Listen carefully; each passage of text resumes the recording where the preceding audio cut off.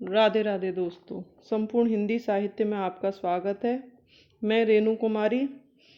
आज हम काल विभाजन और नामकरण देखेंगे। हिंदी साहित्य के जो नामकरण और काल विभाजन है वो अलग अलग लेखकों ने अपने ग्रंथ में अलग अलग तरह से विभाजित किए हैं।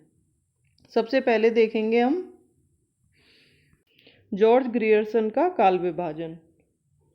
इन्होंने अपने ग्रंथ the modern vernacular literature of Hindustan में काल विभाजन को 11 भागों में बांटा है।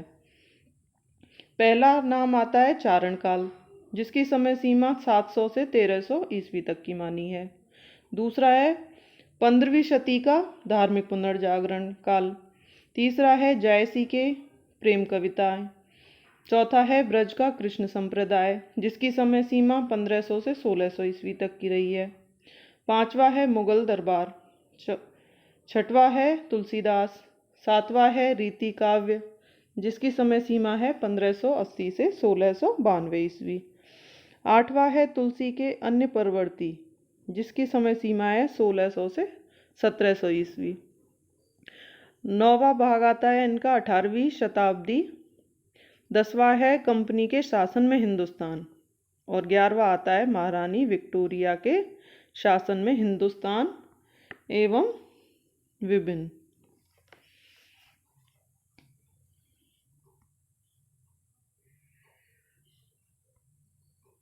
इनका जो काल विभाजन है वह पूर्णतः नहीं माना गया है। इनका जो काल विभाजन है उसमें वैज्ञानिकता का अभाव है। अध्यायों की संख्या अधिक होने से उस काल विभाजन को उपयुक्त मानना सही नहीं है। अगला काल विभाजन देखेंगे हम मिश्र बंधुओं का काल विभाजन। इन्होंने अपनी पुस्तक मिश्र बंधु विनोद में, जो कि 1913 में प्रकाशित हुई थी, मिश्र बंधुओं द्वारा किया गया जो वर्गीकरण है वो इस प्रकार है। इनका है पहला इन्होंने 5 अलग अलग भागों में बांटा है और शुरू के जो 3 भाग हैं उनको 2-2 भागों में बांटा है। जैसे प्रारंभिक काल है उसको पूर्वारंभिक काल और उत्तरारंभिक काल में बांटा है। पूर्व आरंभिक काल की समय सीमा 643 से 1286 ईस्वी मानी है और उत्तरारंभिक काल की समय सीमा 1286 से 1387 ईस्वी मानी है। दूसरा आता है इनका माध्यमिक काल, उसको भी 2 भागों में बांटा है, पूर्व माध्यमिक काल और प्रौढ़ माध्यमिक काल। पूर्व माध्यमिक काल की समय सीमा रही है 1388 से 1503 ईस्वी तक और प्रौढ़ आरंभिक काल की समय सीमा रही है 1504 से 1623 तक। फिर आता है अलंकृत काल। अलंकृत काल को भी 2 भागों में बांटा है, पूर्व अलंकृत काल और उत्तर अलंकृत काल। पूर्व अलंकृत काल की समय सीमा रही है 1624 से 1733 तक और उत्तर अलंकृत काल की समय सीमा रही है 1734 से 1832 ईस्वी तक। चौथा इनका काल विभाजन है परिवर्तन काल, जिसका समय माना गया है 1833 से 1868 ईस्वी तक। पांचवा आता है वर्तमान काल, जो कि 1869 ईस्वी से लेकर अब तक चल रहा है। इसके बाद का काल विभाजन आता है रामचंद्र शुक्ल जी का, जो कि सर्वमान्य माना गया है। आचार्य रामचंद्र शुक्ल ने अपने हिंदी साहित्य का इतिहास ग्रंथ में पहली बार हिंदी साहित्य का सटीक और वैज्ञानिक वर्गीकरण किया।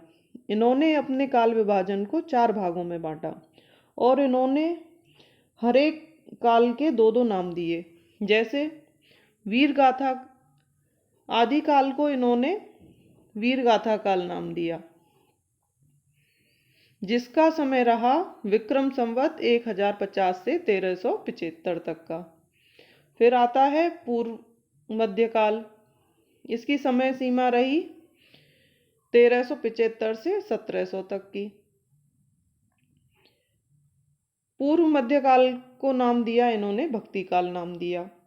फिर आता है उत्तर मध्यकाल। उत्तर मध्यकाल को इन्होंने नाम दिया रीति काल। इसका समय रहा विक्रम संवत 1700 से लेकर 1900 तक। आखिरी काल आता है इनका आधुनिक काल, जिसको गद्य काल भी कहते हैं। इसकी समय सीमा रही विक्रम संवत 1900 से अब तक। तो आचार्य रामचंद्र शुक्ल जी का जो काल विभाजन है वो सर्वाधिक मान्य है। आगे देखते हैं हम हजारी प्रसाद द्विवेदी का काल विभाजन।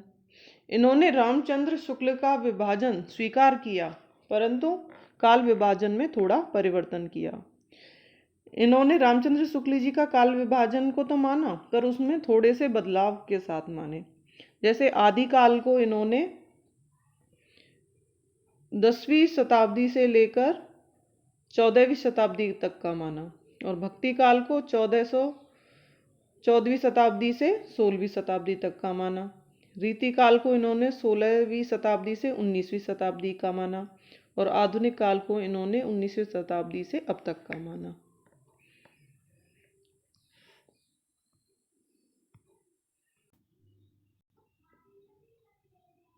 हिंदी साहित्य का जो काल विभाजन है वह सर्वाधिक प्रचलित यही है कि आदिकाल, भक्ति काल, रीति काल और आधुनिक काल।